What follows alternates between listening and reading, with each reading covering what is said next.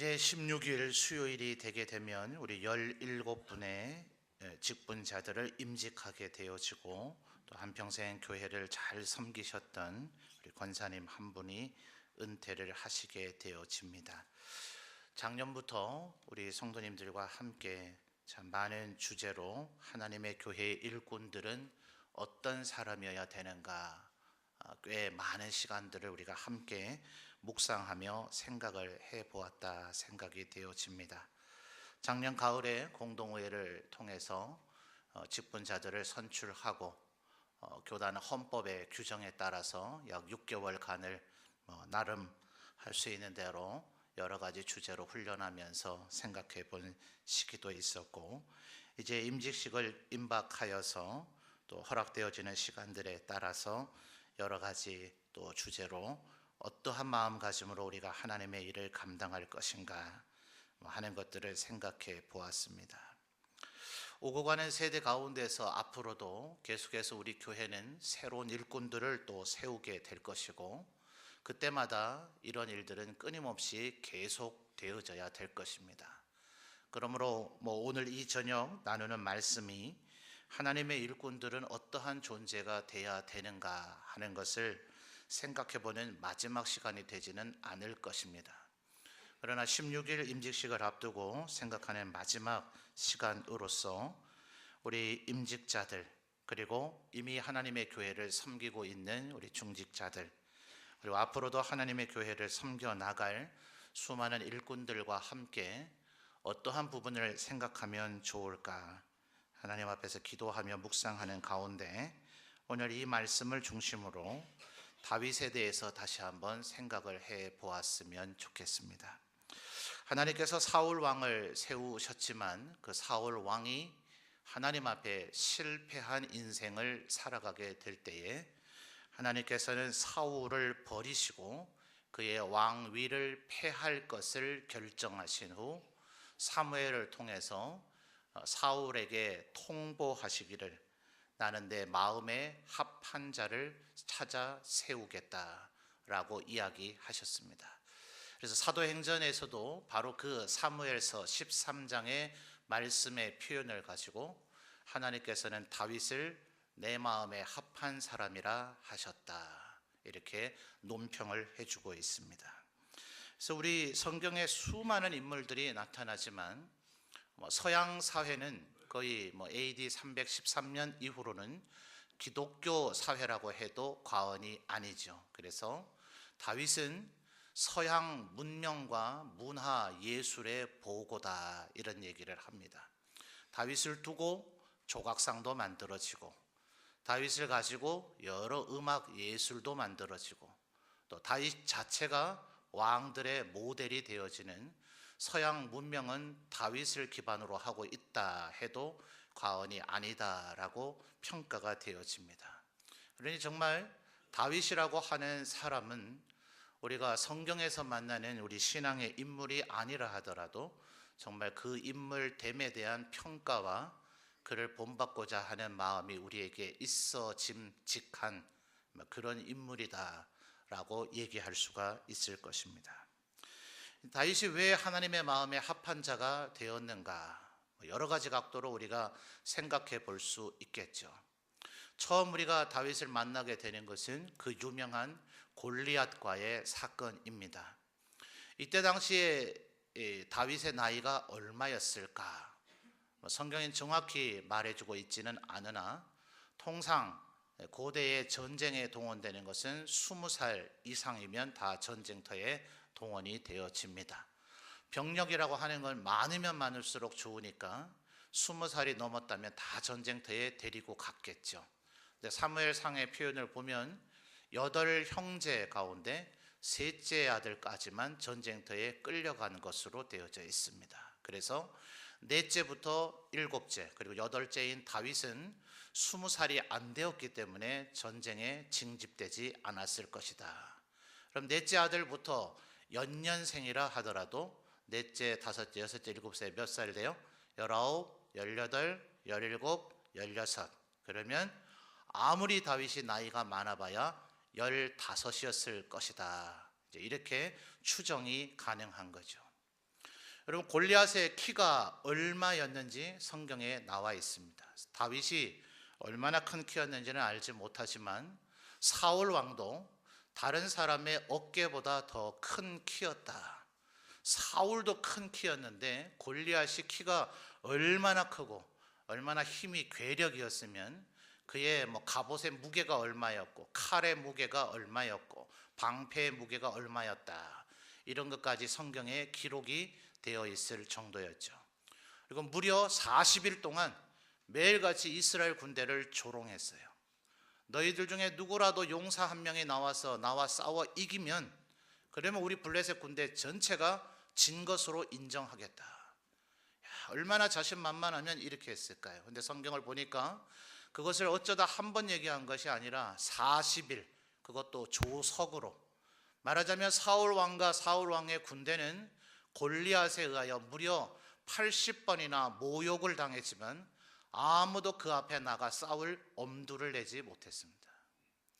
여러분, 다윗 왕의 키가 크냐 작으냐, 다윗 왕이 나이가 많으냐 적으냐 이거 떠나서 일단 이렇게 공포를, 겁을 집어먹은 군대들의 진영에 들어가면 그 공포심은 순식간에 전염이 됩니다. 그 누구라도 거기서 선뜻 못 났습니다. 다윗이 나서려고 했을 때에 맏형인 엘리압으로부터 시작해서 많은 사람들이 말렸습니다. 너가 얼마나 건방지고 철이 없으면 앞뒤 분간을 못하면 이 싸움에 지금 나서겠다고 하느냐, 꾸지람에 책망까지 했을 정도였습니다. 그런데도 다윗은 오직 하나, 자기의 명예를 위해서도 아니고 출세하고 싶어서도 아니고 전쟁 영웅심도 아니요, 하나님의 이름과 하나님의 군대가 모욕되어지는 것을 볼 수 없다. 이 마음이 그를 움직이게 했습니다. 우리 하나님의 교회를 섬기는 모든 일꾼들이 다윗과 같은 이런 마음 있으시기를 주님의 이름으로 축원합니다. 여러분, 다윗 왕은 그로 인해서 사울 왕에게 오히려 쫓기는 신세가 되어지죠. 그래서 무려 30세가 될 때까지, 못해도 약 15년 가까운 세월을 지명 수배자로 도망을 다녀야 됩니다. 다윗을 숨겨주는 자도 죽인다. 다윗을 보고 그 사실을 고변하지 않는 자도 죽인다. 다윗에게 먹을 것이나 마실 것, 무기를 공급하는 자 죽인다. 이게 사울 왕이 이스라엘 전역에 내린 포고령입니다. 다윗을 생포하지 않아도 된다.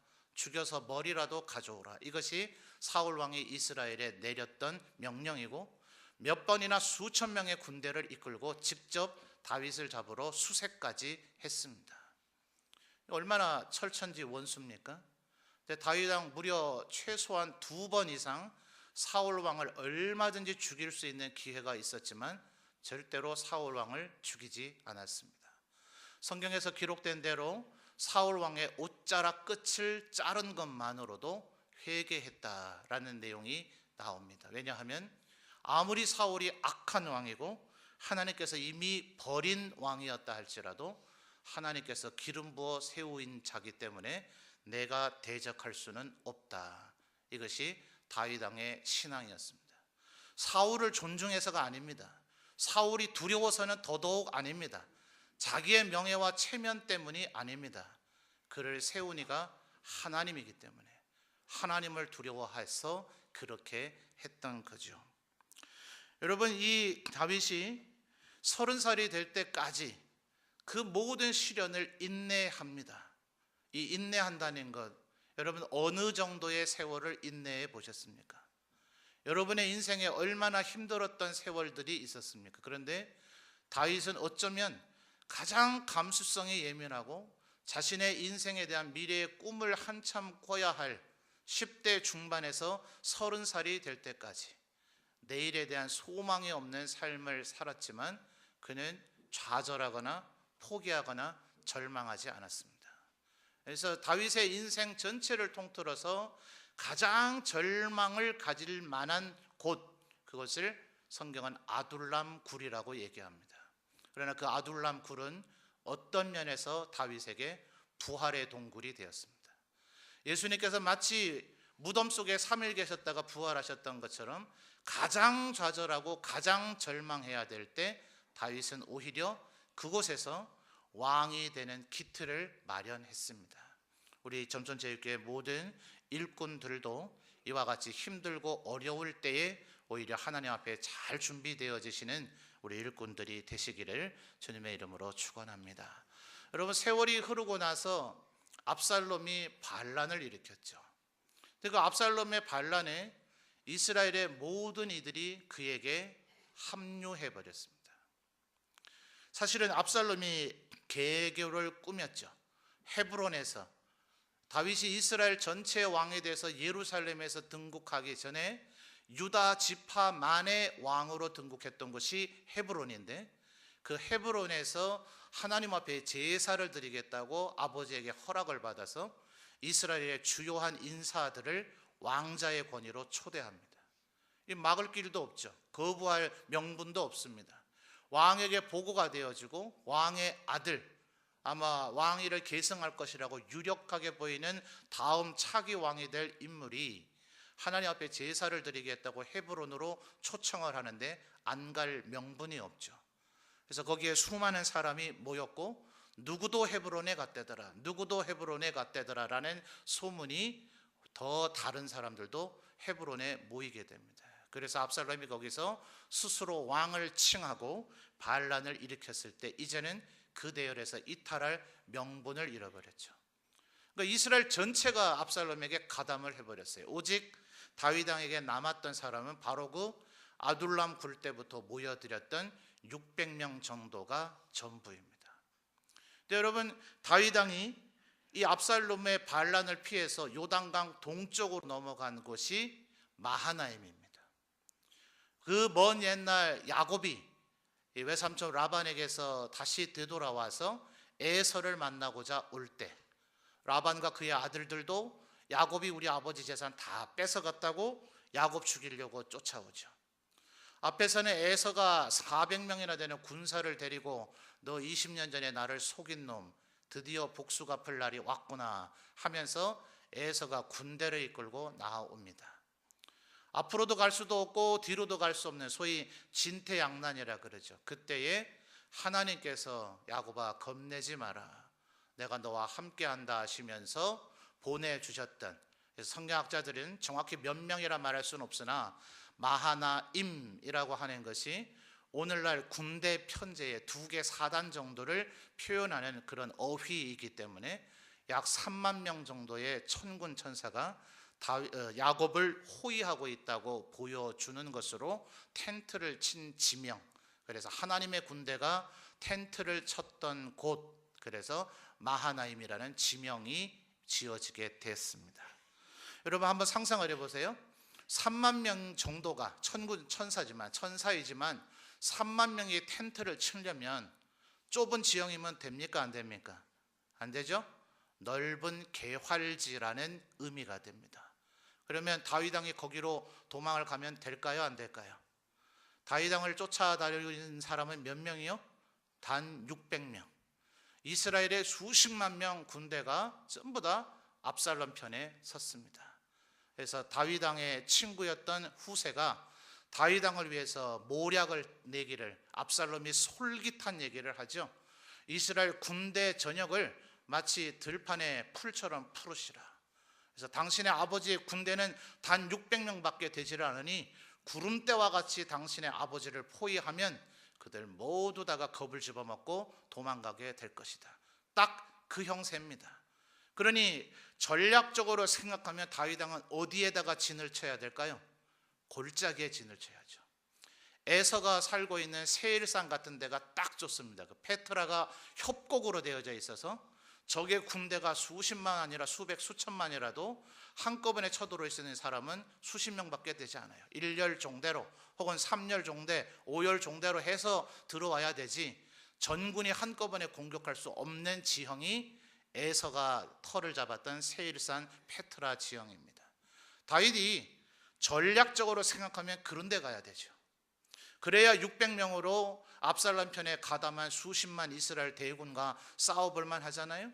그런데 만약 넓은 평야지대, 개활지에 진을 치게 되면 압살롬의 군대 수십만이 다윗 왕의 600명을 겹겹이 포위하면 정말 겁을 집어먹거나 아니면 다윗 왕의 첫 번째부터 30번째에 30명 용사, 31번부터 60번까지 또 다른 차등 위에 30명 용사, 일명 이 60명의 용사는 정말 일당 100의 용사였지만 그래봐야 사람이죠. 수십만 명이 그 600명을 포위하면 아마 10,000명, 20,000명 죽이는 사이에 다윗 왕의 군대는 전멸하고 말 거예요. 그러니까 누가 봐도 마하나임으로 갈 수 없어요. 그런데 다윗은 마하나임으로 자기의 진영을 구축합니다. 왜요? 그곳이 어디라고요? 야곱에게 하나님의 군대가 나타났던 곳. 온 세상 사람이 다 나를 버려도, 내 아들조차도 나를 버려도 나는 하나님만 의지한다. 이것이 다윗 왕의 신앙이었습니다.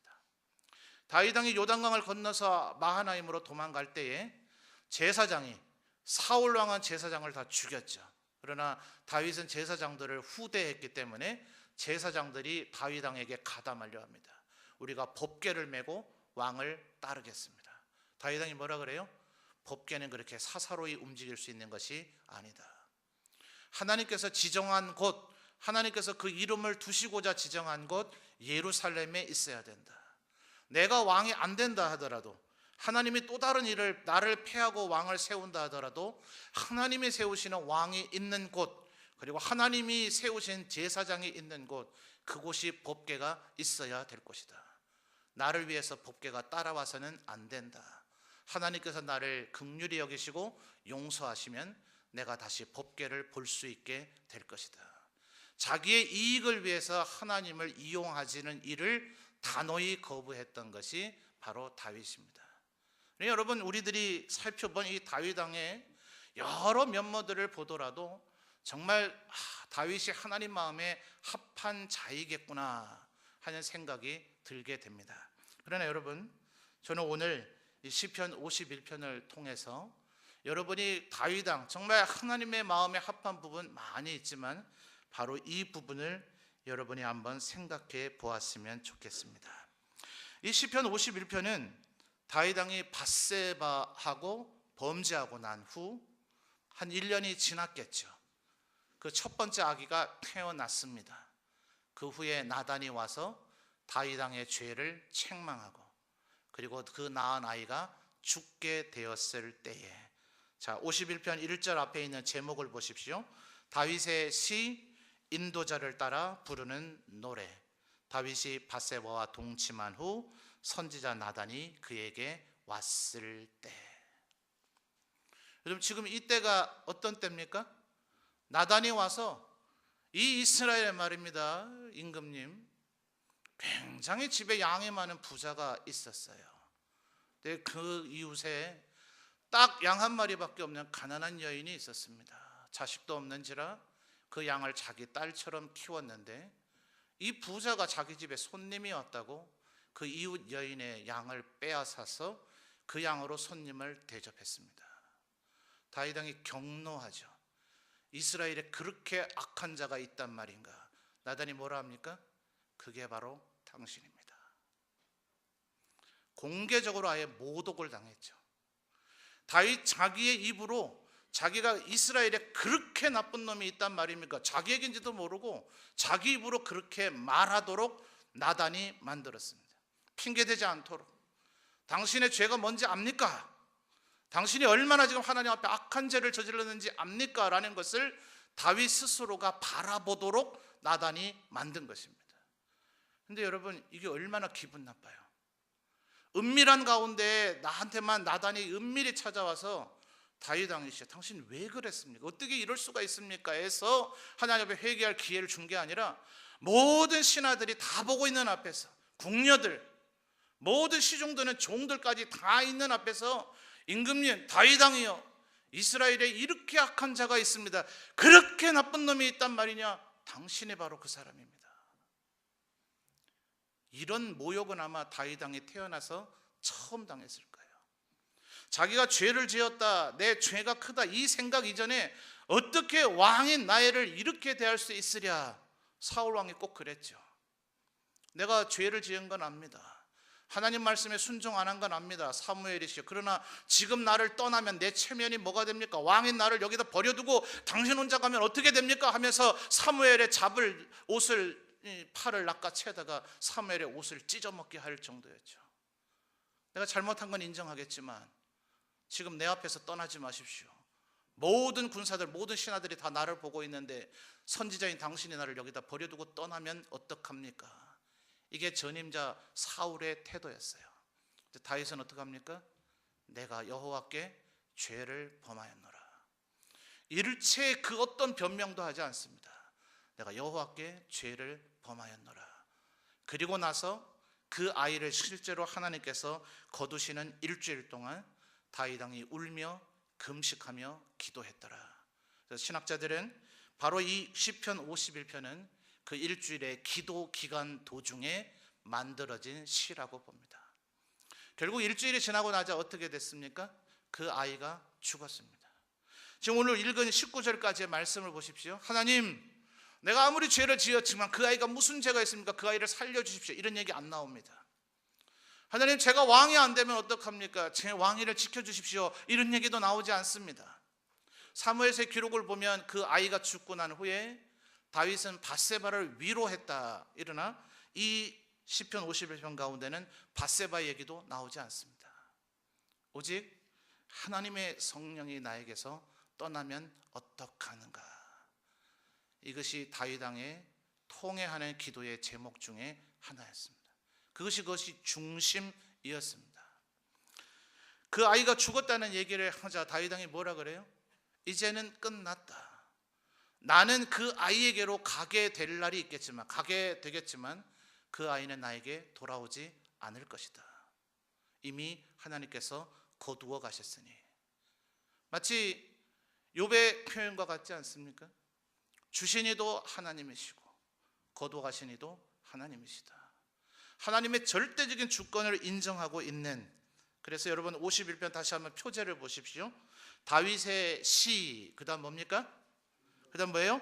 인도자를 따라 부르는 뭡니까? 노래예요, 노래. 여러분, 우리가 시편에서 익숙하게 나오는 표현이 뭡니까? 주 여호와 하나님을 찬양하라. 네 글자로 히브리 발음으로 뭐라 그래요? 할렐루야. 그죠? 그래서 어떤 이는 이 시편 51편을 묵상하면서 이것은 다윗의 할렐루야다. 하나님의 하나님 되심, 내 모든 죄를 아시는 하나님, 내 죄를 책망하시는 하나님, 그 죄의 결과인 아이를 거두어 가시는 하나님, 나를 꾸짖으시는 하나님. 왜 하나님 나를 책망하십니까? 왜 하나님 나를 꾸짖으십니까가 아니라 하나님 앞에 절대적으로 하나님의 주권, 하나님은 나를 왕으로 세우실 수도 있고 나를 폐하실 수도 있는 분이시다. 나에게 영광을 주실 수도 있고 나를 책망하실 수도 있는 분이시다라는 그 철저한 하나님 앞의 굴복 속에서 부르짖었던 노래이자 기도가 이 시편 51편이더라 하는 거예요. 여러분, 구절구절 보십시오. 7절, 오늘 제목으로 삼은 표현입니다만, 우슬초로 나를 정결하게 하소서. 우슬초는 정결 예식에 사용되는 풀이죠. 6월절에 잡은 어린 양의 피를 문설주와 임방에 뿌리게 만드는 도구로 사용하는 풀이기도 합니다. 그 우슬초로 나를 정결하게 하소서.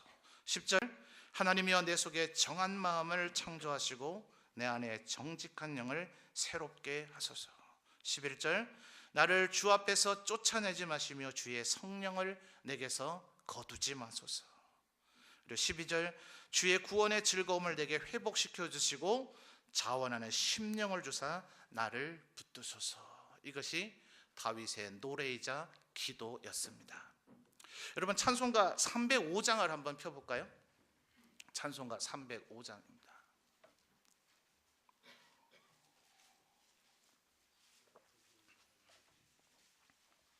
찬송가 305장은 우리가 익숙하게 알고 있는 나 같은 죄인 살리신이라고 하는 찬양이죠. 샵이 하나 붙어 있으면 이걸 무슨 조라 그래야 되죠? 바장조입니까? 사장조예요? 예. 바예요, 사예요? 하여튼 뭐 어쨌든 간에 파음 하나만 올리면 까만 건반을 치는 거죠. 아마 이것이 조옮김이 되어 있나 봐요. 여러분, 우리 찬송가의 171장을 보면 살아계신 주, 그 찬양 나오죠. 나중에 171장을 한번 보시면 게덜이라고 하는 분이 작사 작곡을 한 겁니다. 지금도 살아 있어요. 미국의 대단한 찬양 사역 그룹입니다. 그래서 여러분 유튜브라고 하는 동영상을 보시면 우리가 사용하고 있는 이 찬송가 대부분이 영미권에서 만들어진 찬송이죠. 그러니까 원래 영어 가사가 있어요.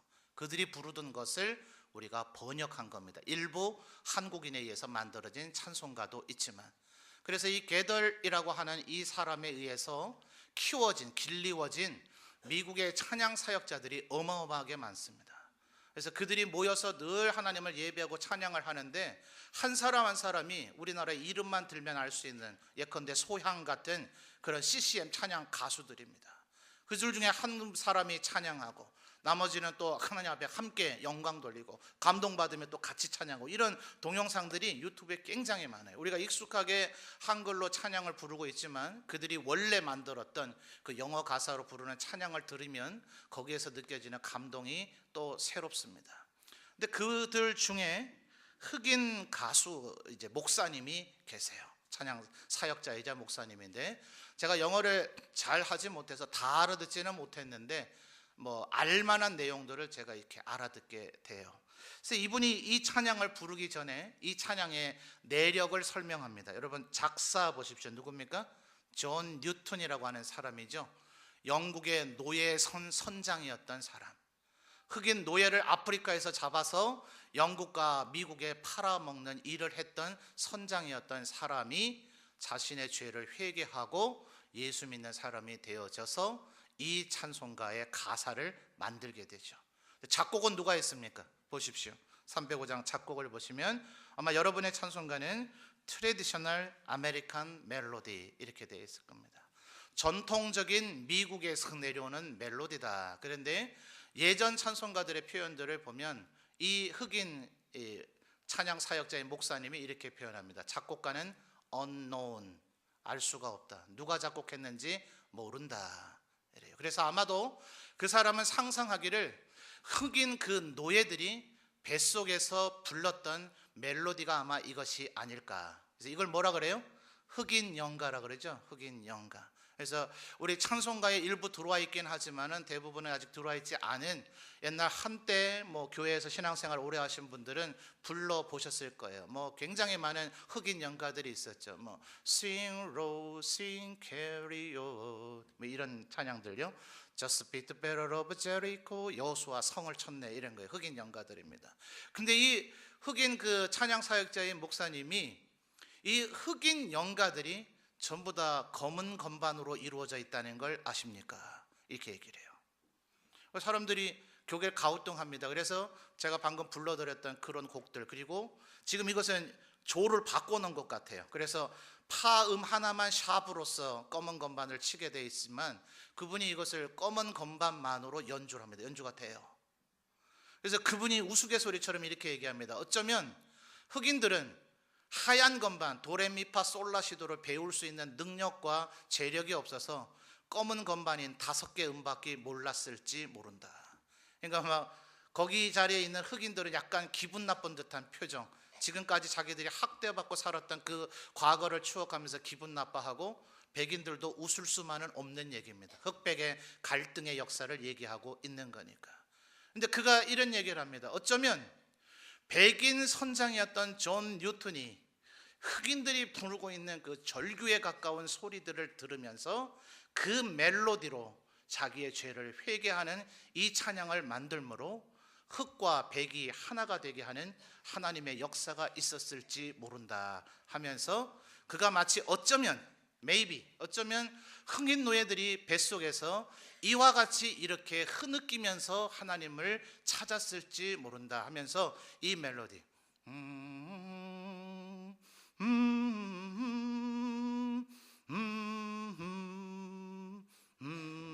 이렇게 찬양을 해요. 그래서 제가 그걸 들으면서 뭐 대부분의 다른 얘기들은 못 알아듣겠는데 그냥 제가 알아들은 것만 아마 이런 내용일 거라고 제가 알아들었어요. 조금 틀릴지도 모릅니다. 그러나 저는 그렇게 이해를 했고 제가 그걸 들으면서 많이 울었습니다. 여러분, 다윗 왕은 어떤 멜로디로 이 노래를 불렀을까요?